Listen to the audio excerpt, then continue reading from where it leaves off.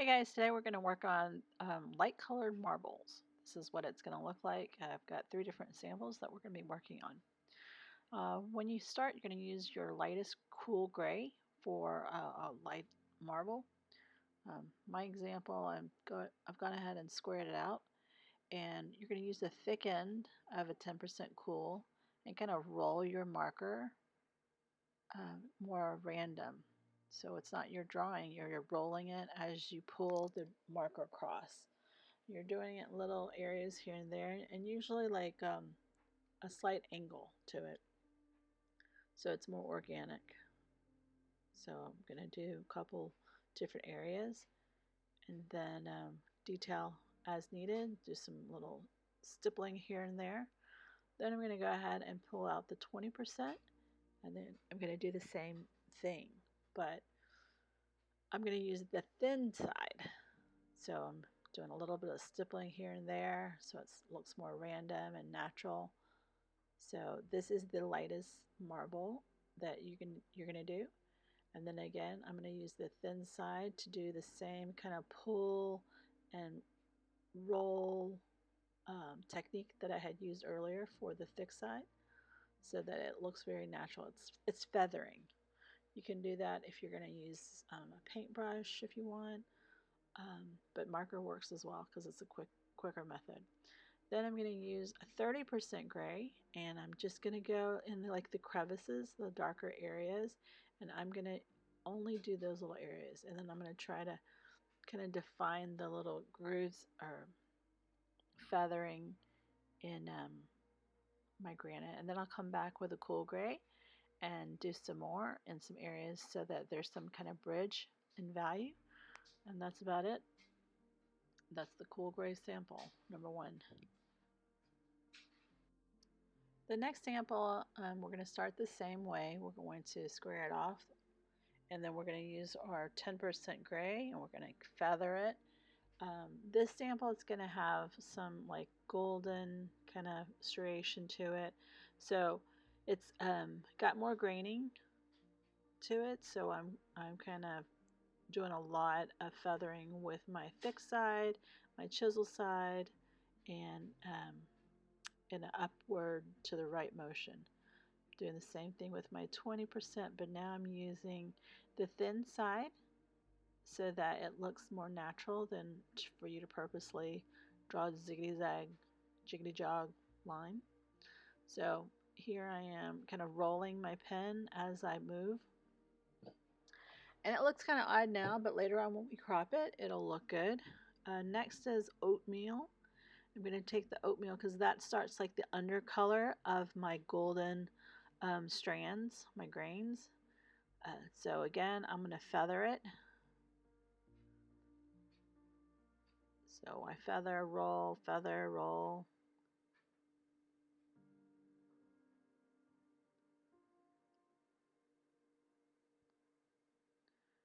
You can use a brush tip if you have that, or the chisel. I prefer the chisel, but this one, for this color, I actually only had a brush tip. But that way you can kind of make things fat, make things thin, so there's some kind of variation to the graining, so they're not all one size. So it just makes it look more natural. So the next color I'm going to pull up would be, it'll be goldenrod. So this will be my golden color, and I'm using the thin side to do some variation, and I'm trying to make some areas where they meet and converge to be a little bit darker. And I'm still using my feather roll and drag technique in whatever direction I want it to be in.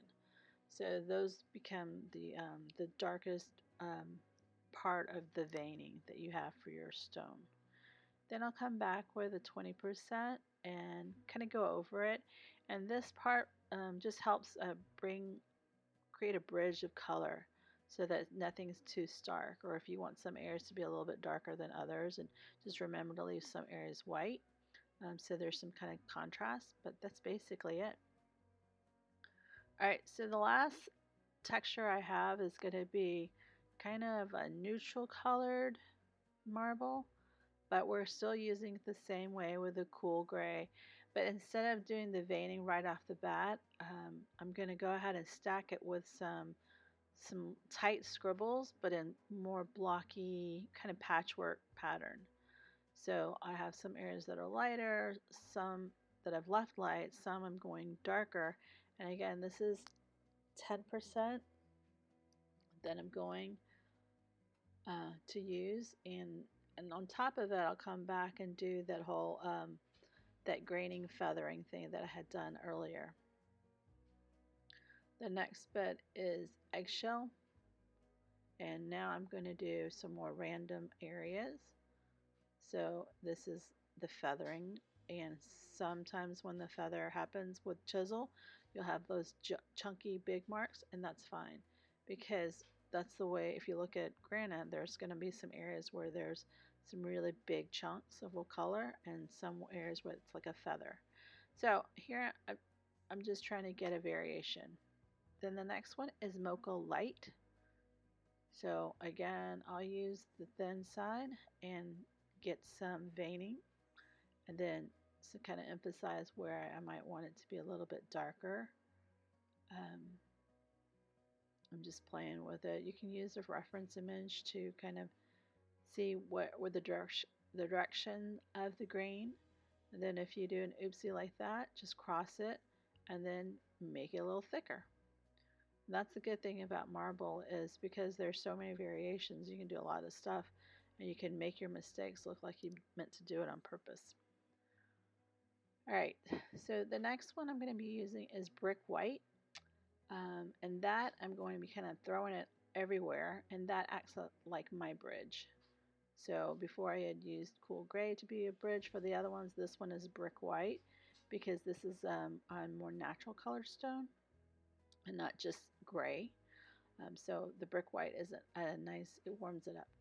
Then I'm going to use light umber for some of the defined areas where I want it to be really dark. So it has some kind of, light values and medium values and dark values, and so it becomes more interesting. So it looks like a crack in there.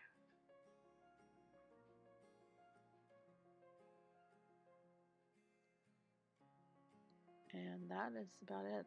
The last bit is white gel pen. I'll use white gel pen and feather it here and there so it looks like the white graining in between, and it just makes it look fun and natural. You can do some dash dabs, you can do some feathering, and that's it.